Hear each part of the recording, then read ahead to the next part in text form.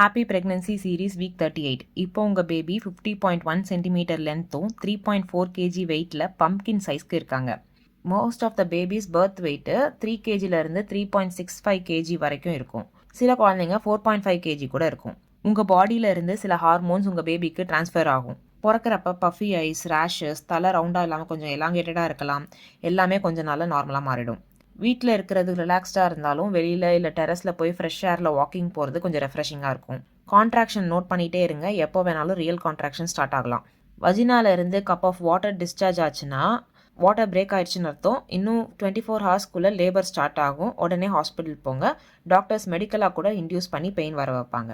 Sometimes spicy food சாப்பிட்டா கூட pain stimulate ஆகலாம்.